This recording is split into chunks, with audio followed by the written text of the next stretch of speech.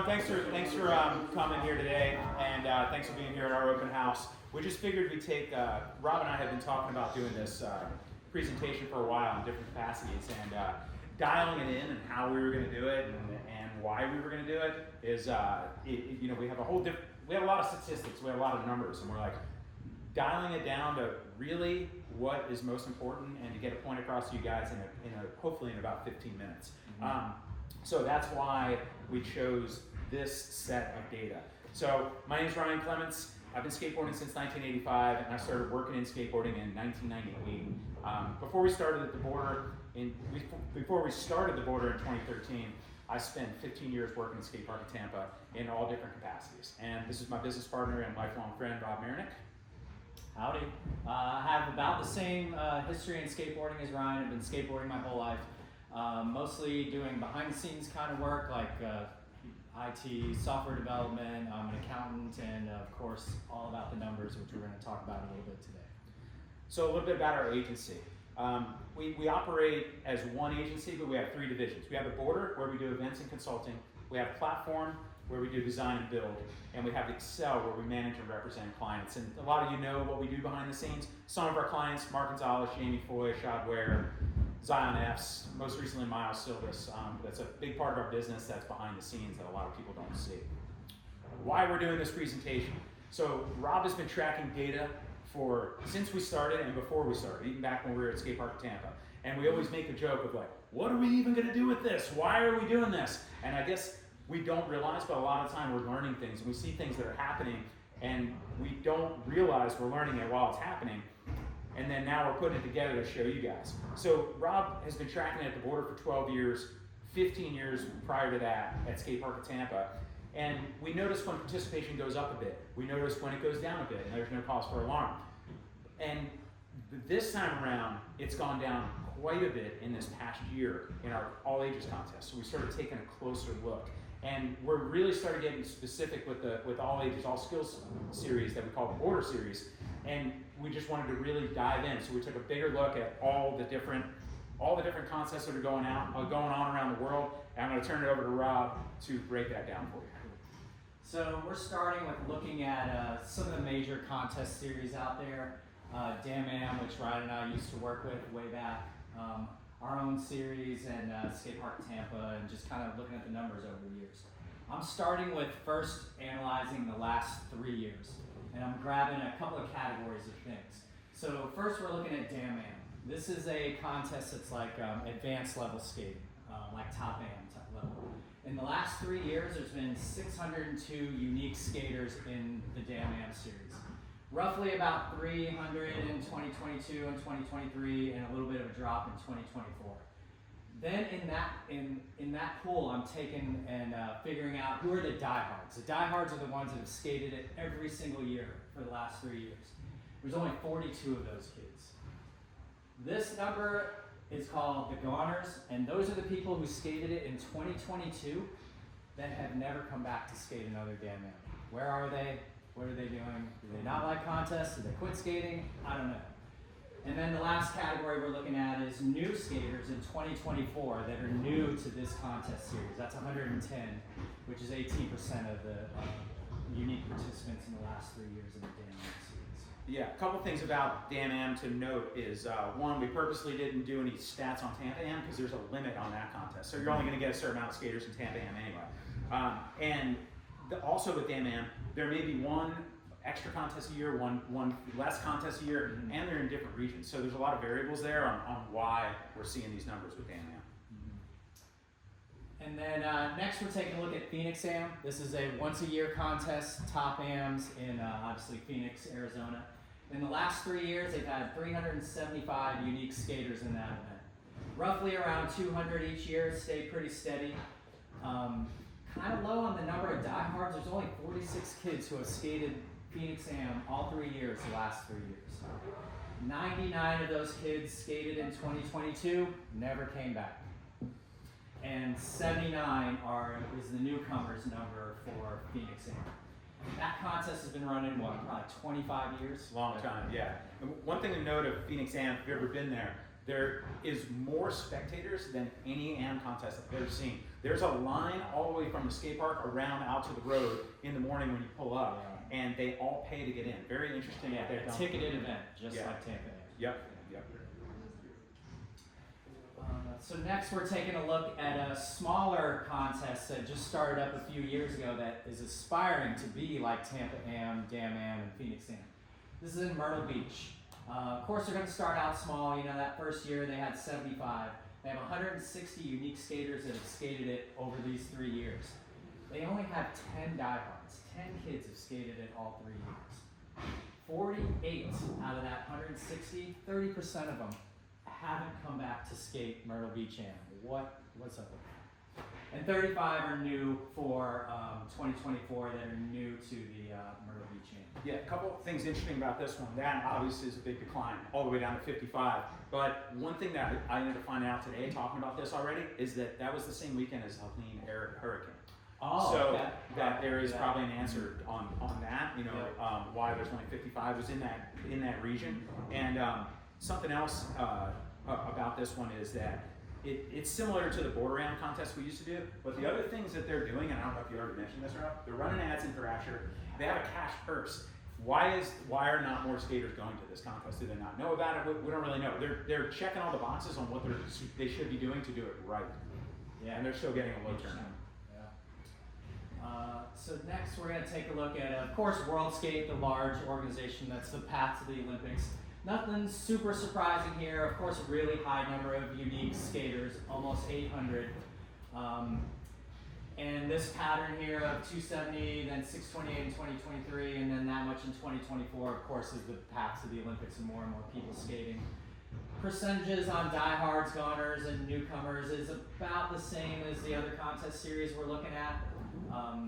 Nothing super surprising here, but you have it. Yeah, I think with World Skate, one thing that's interesting is then when we start talking about the Olympics, there's funding. And every country in the world funds their Olympians in different capacities. The US is the worst about it, but every other country does a great job of getting their skaters there. So there's actually money to get the skaters in these contests. And those that are familiar with these contests, they're happening in crazy places all over the world. And these events are going on from like a week to 2 weeks. They're very expensive to attend. And that could be, economics could be one of the factors that is causing the ups and downs here that we're looking at. So, Skate Park in Tampa All Ages Contest. Right in our backyard here, Ryan and I have spent a decade or more working there. In the last 3 years, 503 unique skaters have been in these contests. They are intermediate level contests. They have like little kid divisions all the way up to advanced. Basically right below a Dam Am type of level. Roughly about 200 in each year. Pretty consistent there. That's nice. 63 is a pretty decent number of diehards have skated a spot all ages contest every year. 123 of them skated in 2022 and haven't been back. A little concerning there.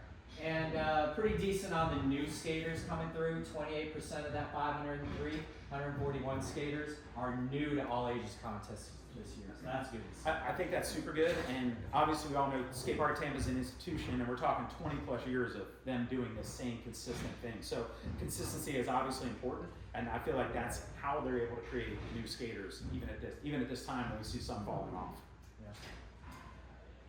And then lastly, we're looking at our own series here, formerly called the GFL series, now we call it the Border Series. 724 skaters, unique in the last 3 years. Mid 300s in 2022 and 2023. We have one more stop to go in 2024. It's here next month at the border. I'll probably add another 100 to that to keep it sort of consistent with that, a little bit of a decline there. We have 47 kids that have skated all 3 years. 231 of these kids had skated in 2022 and have not been back. 139 are new in 2023. We started noticing a decline 2 years ago, so we started once again doing free entry for your first contest. Yeah. We stopped doing that at one point because we didn't need to, and the contests were filling up. We had to cap them at 175. So we also do, you'll see here, there's various regions. So this year we went to 2 new places, Garland, Texas, and Tupelo, Mississippi. Tupelo, Mississippi was the lowest participation that we've ever had in any contest we've ever done in that capacity, which is interesting. Number one, there's no airport there. It's very difficult to get to. It's a challenge to just even arrive there, and no one had heard of it. No one knows the park. There's a lot of variables, but it did open our eyes to go like, there's 50 kids. We were done we were trying to extend the contest, and we were done at like noon. It was crazy for us. Yeah. Like we're used to these events going on all day long. Yeah. One new stop we did was Garland, and that had like what 120 or so. Which so I mean, it depends on the area, I guess. You know, maybe Garland in Texas had a great scene. Well, it's outside of Dallas, so they're going to be just a big metropolitan area. Yep. Yeah. So the last series we're looking at is over in Europe. They run this thing called Best Foot Forward. Zoomies bought Blue Tomato, this chain of shops out there. They used to do Best Foot Forward in the U.S. up until pandemic times, maybe 2019, right? Yeah, it was like maybe like 40 or 50 stops across the U.S. But now they do it only in Europe. So here's a slice of how it's looking at over there. 909 unique skaters in that series in the last 3 years. They have 10-ish stops a year. They have a lot of stops and a lot of skaters. Roughly around 400 each year. 54 of them have skated all 3 years. A ton of goners. 274 kids skated back then. Haven't seen them since. 135 new. 15% of that number is new in 2024. So pretty similar patterns happening over there. One thing I want to point out that's specific to this contest that's different than all the other ones is that it's a brand. I mean, it's a retail chain, but it's also a brand, right? So think about the contests that have come and gone that have been financed exclusively by brands. Best Foot Forward in the U.S. that Rob just talked about, Vans Park Series, Vulcan Wild in the Parks, Adidas Skate Copa, Mountain Dew Free Flow Tour, Hot Wheels Junior Series, and of course Red Bull is one of the only ones that's left doing contests on a constant basis. And their stuff's real splintered. It's not like the Red Bull contest series. They're doing dozens of different skateboarding activations around the world every year. So, and they're all different. Just something to think about there. Because without the brands jumping in and doing them, I'm sure everyone can figure out what I'm getting at. There's no money. You can't do a contest if no one's funding the contest. So you want to talk about some takeaways? Yeah, I'm just going to read these. I mean, they're real basic. Advanced series like Dan Best Foot Forward have high goner rates. Are we losing core skaters? None of us like using that particular word. Lifers, lifetime skaters, like people that are committed. You know, we don't know. We're asking questions. We're just presenting the data and asking questions here. Intermediate series like Spot All Ages and Grind for Life Border Series have a good percentage of new skaters, but have trouble keeping old ones, and that's an interesting thing too. Like, why are they not coming back? And many of these series a decade ago had double their participation numbers. We're going to get into these tiny details right here. We only have a few more minutes on this. I know we were showing a lot of slides of that, but go to this next, and this part gets really interesting. Yeah, so right here, we are going to take a look at some specific contest stops, like the Border Series at St. Pete, certain Spot All Ages contests, and exposure that we were just at this weekend. And Ryan already mentioned the note about us skipping Tampa Am because it's a capped contest, so it doesn't really apply here. So the Border Series at St. Pete, Grind for Life over there, it came in hot in 2019. Over 200 skaters skated that and that was the first stop of the contest. That park also had just opened. Banging park. Yeah. Kids are excited. Skate shop right across the street. Yeah. That helps. Obviously with Anchor. Yeah. So it kind of stayed fairly consistent at that level. And then in 2023, dude, it dropped like nearly 50%. And it went down even a little more in 2024 where there were only, 113 Yeah, so this year we were like, what's going on? And then the next year we're like, holy shit, this is serious. Yeah, it's different. Yeah. So that's the Border Series at St. Pete. Let's take a look at a specific stop of, or this contest with, this is Skate Park at Tampa's Spring Roll. Every year in April it happens. They had a gap for the pandemic here. But look at these numbers way back in 2014 and 15, like near 200, over 200 here. That was 207 in 2015, and then the decline started and stayed below. It hasn't broken 100 since 2016. And on this last one in 2024, there's only 75 kids. So we're going to take a look at one more Skate Park at Tampa contest. This one's in August annually. Same patterns. They didn't never really reach 200, and this one coming in August, but those same declines started. Yeah, right we still, around 2014. yeah, Rob and I 15. still work there. Yeah, we worked in up 20, until in 2012. Or Yeah. 12. 2012, yeah. So yeah, and then the pandemic gap, and then they haven't been above 100 since 2016 also, or for that particular contest. And then after looking at that, I wanted to look at all of Skate Park at Tampa, all ages contest participation. So way back in 2013, of course, was a high of over 800 entries that happened that year. And of course, that same pattern happens from 2014 down to today, where 2019 is 380, and we've got 350 so for 2024. Man, are we ever coming back to this right here? I hope so. So let's see what other stops we're looking at. GFL on the Border series at Charleston was an interesting one.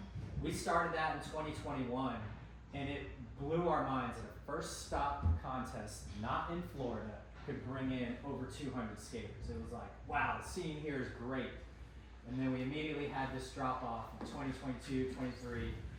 24, we had some horrible weather that weekend, so that explains why this is so low. I think it's like 50 or something. But I'm guessing it probably would have been about the same right there for Charleston. Yeah. For those that are familiar with Charleston, it's operated, that are not familiar, it's operated by the city, by Parks and Rec. And so they keep really good statistics, they run programs, they do camps, they do lessons. They're very, very active in keeping the community engaged in the skate park. It wasn't like, hey, here's a skate park and we're just, there we go. So, so we got these numbers from them, this next slide here. So on that participation they track the people coming through the door, whether it's a parent, a BMXer, a skater, a spectator, or whatever.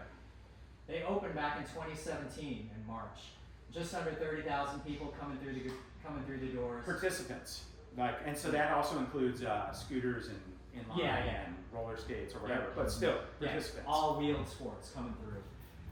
Nice steady increase coming through here through 2021, and then what's going on right there through 2024? We're in October, but it doesn't look like it's going to uptick that much. So even they're seeing just an overall decline and just faces through the door.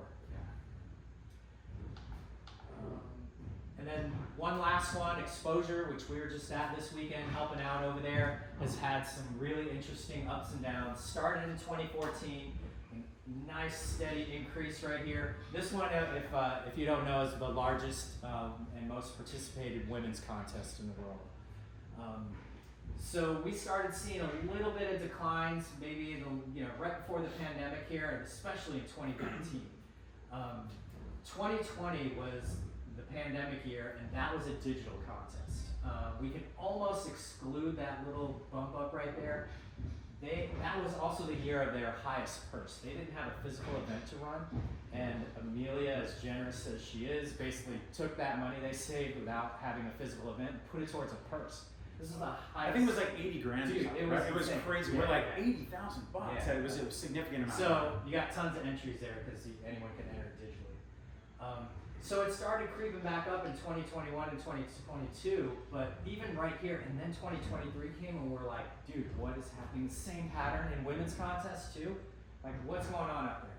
We had a nice little uptick in 2024, and it was actually pretty busy that weekend. It was nice to see it coming back, but that's where we're at. It felt like a lot of energy. And one thing that's interesting about this contest, a lot of these women that skate in this contest are they go for the Olympics. They're on that path. Mm-hmm. So we thought, and thinking about like why these numbers were lower, a lot of the time these girls were focusing on the Olympics, and people were actually saying like, I want to come there. I don't want to take the risk though. I don't want to get hurt. I don't want to. I have this other thing that I'm working on. So that's understandable. But it was really nice to see last weekend. There was a lot of energy there last weekend. It was actually quite fun. Yeah. A lot of Olympians were in that contest. That's right. Carissa and everything. Yeah.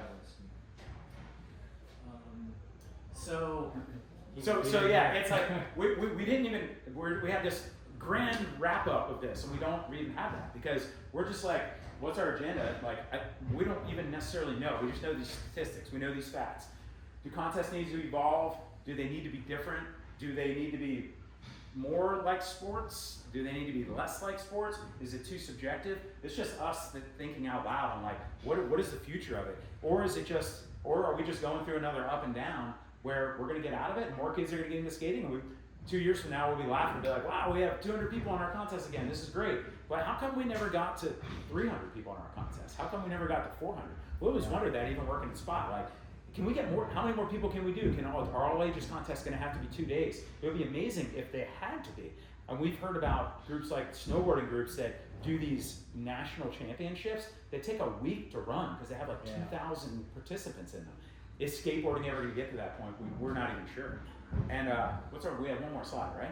Yeah, and it's like the only thing we can think of is that from the bottom is like the grassroots support. That's how you get lifers, that's how you get hooked.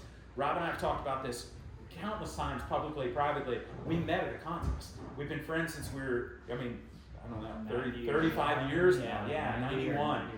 Yeah. And we met at a contest, and that's where you create bonds, where you make things happen. People are like, oh, contests are corny, contests are whack. They're not. I met probably most of the people in this room at contests because that's how I got to know you. I mean, looking at Jack, looking at Tulio, you guys skated our events for years. And it's like, here we are this many years later, it creates these bonds, creates these long-term friendships, and you have these memories from this, and it creates lifelong skateboarders. So yeah, we didn't really have like a grand wrap up other than we're just throwing some shit out here, and if we're obviously open to questions, and if anyone has comments, we'd love to hear them in different reasons or whatever. But yeah, we wanted to share information, and thank you for all being so attentive. Yeah, I don't know thanks for listening. if you're just being polite because everyone was like paying attention the whole time. So thank you guys very much for being here. We appreciate you all for being here today.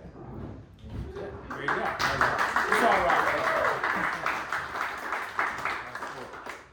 I got one. Yeah, I noticed a lot of the Tampa contests and the surge around 2012 is when Hillsborough, Lakeland, and all these parks were surging up, and there was a lot of hype around. So I wonder if that has some relation with those hypes that had shops were more involved, kids were more active. It's just more acceptance. Those in the room that don't know Hugo, all those parks he's talking about, he designed them. He was with Team Dane during that time, and he designed all those parks. And that's a great point, Tito, that we don't know. Like it could be because that excitement. The skate park's brand new, right? Everyone's got to get some, has to go there. And you think about it, like I went to. It's funny you say I think of Jackson Springs. It's right down the street. Yeah. I went on opening day. I've been once since. I'm a bad at that, right? Shame But on it's you. like, Just kidding. what's that? Shame on you. Yeah, but I'm just saying, we gotta run shit and skate, right? But Okay. it's a great point. It creates excitement when a new park's built. We've noticed recently the reason we've been taking the border series to different cities like Tupelo or Garland is because the municipality is willing to subsidize the travel. Same with Charleston. So someone hits us up and goes, we want to do a contest. And I'm like, hey, just to get our truck, trailer, and staff there, it costs like $12,000. Can you cover that? And if they say, yeah, we can cover that, then we do an event. That's how we're able to do it. And another thing and you guys, a lot of industry in this room, like you guys probably understand this. We don't, like, the border series doesn't like make money. We do that because we believe in it and believe it's something we should do. The border makes money from working for other brands or working for other groups and checking their boxes and doing what they need to do. Red Bull hits us up and says, we have this event, we have this idea, can you execute it for us? Yes, that's how we make money. The border series, having an open house, all that stuff, that's just us doing it because we believe in doing this sort of thing. So that's another point too. It's like, that's why you don't see these things happening everywhere, right? They take a tremendous amount of resources to make even the simplest of contests happen. It takes 10 to 12 people, it takes a tremendous amount of equipment, it takes permits, insurance. I mean, if you go approach your city and be like, I want to do a contest, they're like, okay, here's your form you gotta fill out. It's gonna be in New York City, it's $4,000 to rent LES for the day and to get to New York City, right? And then Garland, Texas is like, we'll pay you to come here. So of course we're gonna go to Garland, Texas, because it's the only place we can go. And you may have also noticed sponsorships are almost like non-existent. They're barely supporting us. So we're scraping together money to be able to do these contests. Is that TMI? I feel like I'm on the Did y'all see an increase in sponsorship like after the downturn, when things went down? So it never really recovered? So that's such a great question. No, The reason we were able to do a lot of grind for lives back in the day is because we had non-endemic sponsors. If anyone remembers, we had Marinella snack cakes. Most everyone can remember that because it was so fucking crazy looking. The truck was wrapped with snack cakes. What year is that? What year is that roughly that you're referring to? Like 14, 15, 16, I Yeah. think. Yeah. Right before the pandemic, they were giving us enough sponsorship money where we didn't have to worry about these contests. We're doing like 10 of them a year. But maybe the things have evolved. We talk about it all the time. Maybe things have evolved and no one gives a shit about this anymore. We're not even It sure. definitely has us wondering, like, are we doing contests wrong? Do we need to still do contests? Do we just need to change it completely? Does everything need to be done Glory Challenge? Or do we need to have it even more structured, more sports-like, more Little League-ish, with a better path and a clearer understanding? We've done a lot of contests. We've done a lot of contests this year. We just showed you some of the stuff that we've done, and obviously what other people do. We've done some. We did like barbecue in Birmingham. We did Copenhagen. We did Des Moines. They were all fucking great. They were super fun. That you guys probably saw Red Bull Skyline in San Francisco a few weeks ago. That downhill one.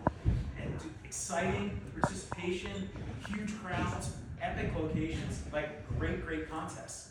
But those are like a level up, and they're only happening if brands are spending the money doing it. There's not that base level contest that every kid can go. I mean, a kid can go to Skyline and watch it, but does that get them hooked on skating? We believe participation gets them hooked on skating, not just watching. At Vans Park Series, we talked to Vans about this in depth, about the third year in. It was like awesome. People are in the stands. There's no one skating. We need the kid. And then the last year they had it, they started having stuff for people to skate outside of it. So they're participating in skating with their favorite pros as opposed to just sitting in the stands and watching. I'll talk all day if you guys want to hear it. I'll keep going. I have one small theory on just like lower participation in contests in general is that I feel like nowadays more than ever there's a bigger gap between a contest skater and a street skater. And like when I was growing up, definitely. the core street skater who didn't care about contests still was like, it's fun, I'll do a contest, but now it's like, I'm not a contest skater, I don't do contests. And I back that because I feel like back in the day, it was like almost industry standard. Like you had to skate Tampa Am, you had to skate Dam Am if you wanted a career. Now I don't feel like you have to. You don't have to go that path. You just have Instagram. You don't even need a VX. You just need a phone. Yeah, we all know that Yeah. in Tampa Am, that doesn't even mean you have a career. Right. Not necessarily. Not anymore. Yeah. There's one Back in Tampa the Am. day, yeah. But back in the day, I mean, it was like, you won it, and you go tied all the way back to Spanky. It's like instant. Right. Like, yep, you're going to the next level. Yeah. Yeah, I just That's think a great point. the big like contest skater, it's like, yeah, it's so separated.